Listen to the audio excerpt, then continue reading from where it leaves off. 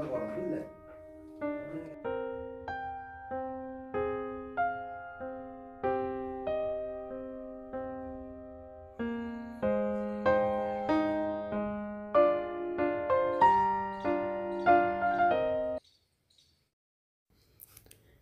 Everyone, good morning. কেমন আছো তোমরা সবাই? আশা করছি সবাই ভালো আছো, আমরাও ভালো আছি। আমি শিউলি, আমার নতুন একটা ব্লগে তোমাদের ওয়েলকাম। সকালে এখন এই 9টা মতন বাজে।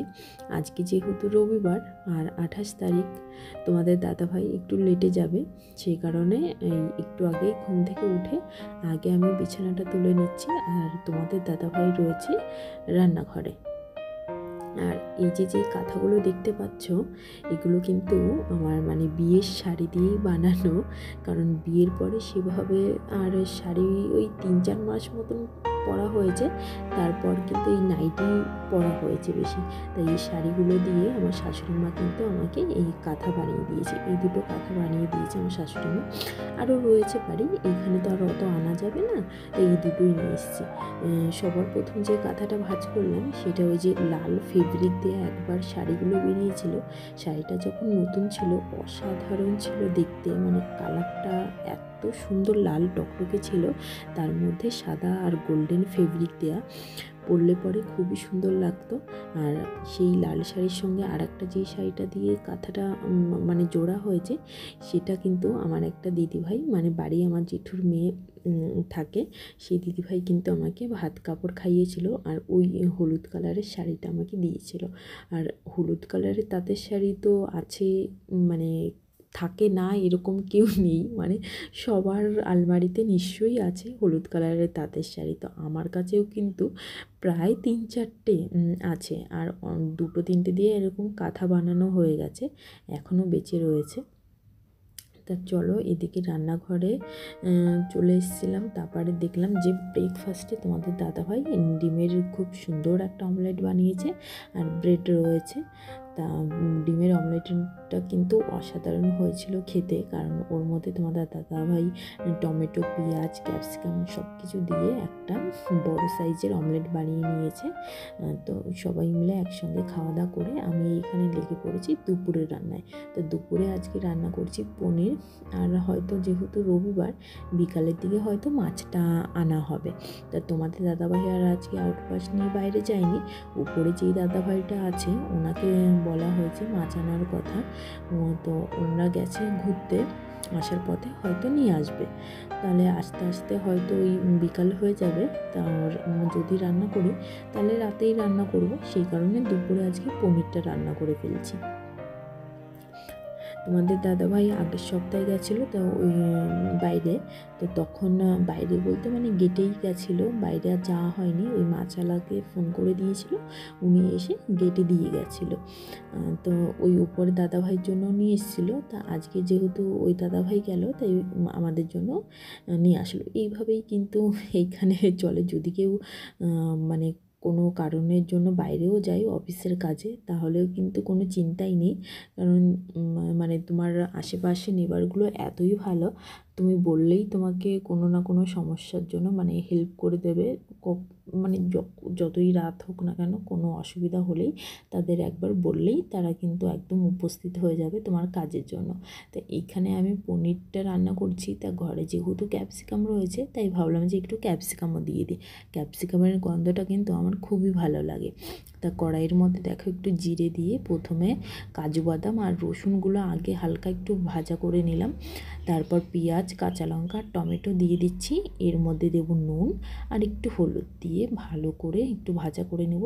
সামান্য পরিমাণে জলও দিয়ে কিন্তু একটু নরম করে নিয়েছি। এবার এই পেস্টটাকে একটু ঠান্ডা করে মিক্সিতে ভেজে নেব। আর পনিরগুলো কিন্তু আমি ভাজিনি, মিক্সিতে ভেজে নেব বলছি কেন, পেস্ট করে নিচ্ছি। তো চলো ঝটপট আমার পেস্টটাও রেডি হয়ে গেছে। এখন সেম এই কড়াইটার মধ্যে আর একটু সামান্য পরিমাণে একদম তেল দিলাম, তার মধ্যে দিয়ে দিয়েছি লঙ্কার গুঁড়ো, যাতে কালারটা একটু ভালো আসে, এই আর কি। তা বেশি পরিমাণে আর লঙ্কার গুঁড়ো ব্যবহার করিনি, কারণ কাঁচা লঙ্কা তো আগেই দিয়েছি, আর যদি এইখান থেকে খাওয়াই তাহলে বাবুকে তো দিতেই হবে, তাই আর বেশি গুঁড়ো মশলাটা ব্যবহার করলাম না। তারপর দেখো একটু মানে মিক্সির জারটা ধুয়ে জলও দিয়েছি যেটুকু পরিমাণ আমাদের লাগবে, দিয়ে তারপর ক্যাপসিকাম আর পনিরগুলো দিয়ে দিলাম। তো রান্নাটা কিন্তু খুবই সহজ। আর একটা রান্না যেটা হয় পনিরের মানে মশলা কষিয়ে যেভাবে রান্না করা হয়, আর এই রান্নাটা এটা খেতে কিন্তু একটু ক্রিম ক্রিম ব্যাপার লাগে। আর নামানোর আগে কিন্তু একটু বাটার কিংবা ক্রিম দিয়ে দিলে তো আর কোনো কথাই হবে না, অসাধারণ লাগে। এখন আমি যাচ্ছি ছাদে, কারণ তোমাদের তো বললাম উপরের দিদিভাইটা ওন্ডা গেছে ঘুরতে, মানে এই দাদাভাইয়ের কাছেই দিয়েছি তোমার দাদাভাই মাছ আনার জন্য। তা ওনার পাটি একটা ধুয়ে রোদে মানে মেলা রয়েছে, তা দিদিভাই যাওয়ার সময় আমাকে বলে গেছে যে পাটিটা নিয়ে আসতে, কারণ বেশি রোদ তো কড়া রোদ হয়ে গেলে তাহলে এইগুলো ওই যে ভেঙে যাওয়ার সম্ভাবনা থাকে, সেই কারণেই এই দেখো পাটিটা নিয়ে এখন ঘরে রেখে দিলাম। চলো দেখি পনিরের তরকারিটা একদম কমিয়ে রেখে গেছিলাম সেটার কি অবস্থা। এই যে মোটামুটি হয়েই গেছে। এর মধ্যে একটু ধনেপাতা কুচি, উপর দিয়ে কাসুরি মেথি, আর তারপর দিয়ে দিচ্ছি এই যে শাহি পানির মশলা। এই মশলাগুলো কিন্তু তোমাদের দাদাভাইয়ের অফিস থেকেই দিয়েছে।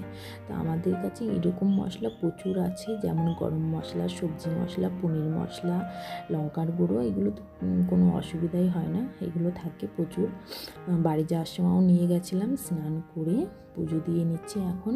এখানে তো ফুল তুলসী পাতা বলতে কিছুই নেই, তো ওই সামান্য ঠাকুরকে একটু প্রসাদ দিয়ে প্রদীপ ধূপকাঠি জ্বালিয়ে নিলাম।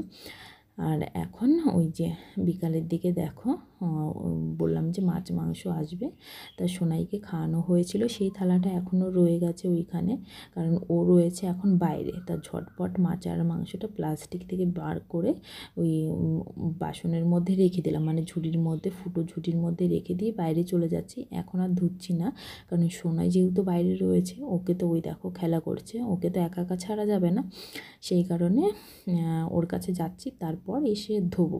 তাই এর মধ্যে তোমাদের দাদাভাই এসে বলছে যে চলো তাহলে বাজার থেকে একটু ঘুরে আসি, সামনে যে আমাদের শপিং কমপ্লেক্সটা আছে বলছে যে চলো ওইখানে যাই। তাই সেখানে চলে এসেছি, দেখা যাক যে কোনো সবজিপাতি যদি ভালো পাই। তা আজকে যেহেতু রবিবার, অনেক দোকানপাটগুলোই বন্ধ রয়েছে, কারণ এরা তো সারা সপ্তাহে ছুটি পায় না।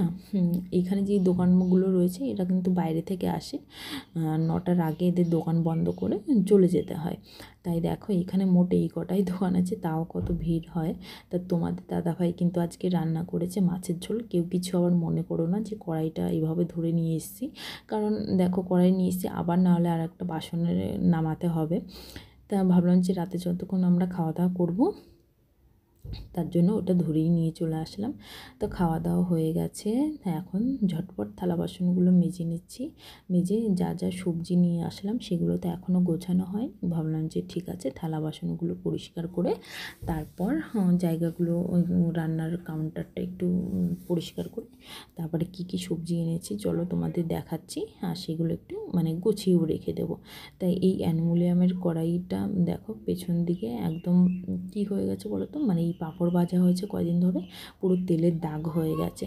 আর বেসিনের মধ্যে না ভালো করে মাজাই যায় না। আমরা তো বাড়ি এইসব বেশিরভাগ এই বড় থালা বাসনগুলো বলো, এইগুলো না কড়াই বলো হাঁড়ি বলো, এগুলো একদম সব আমরা বাইরে নিয়ে গিয়ে মাজি। তো দেখো কাঁচা লঙ্কা নিয়ে এসেছি, লঙ্কাগুলো দেখতে এত সুন্দর কিন্তু একটুও ঝাল নেই। তারপরে করলা নিয়ে এসছে, লাউ, তারপর হচ্ছে গাজর নিয়ে এসছে সোনাইয়ের জন্য। খিচুড়ি তো এখন বানানো হয় না, তাও ওকে মানে তরকারি রান্না করে দেবো এই আর কি। আর সব থেকে দেখো ফেভারিট জিনিস, কার্বাইড দিয়ে পাকানো অবশ্য, তোমাদের দাদাভাই কিনে দিতে রাজি হয়নি, তাও বছরের প্রথম আম খাবো বলে কথা, গন্ধে পুরো মনটা ভরে যাচ্ছিল, জোর করে কিনে নিয়ে এসি। চলো ছোটোখাটো আমটা ছুলে এখন ছোট ছোট পিস করে খেয়ে নেব, আর আমটা খেয়ে একটা সুন্দর ঘুম দেব।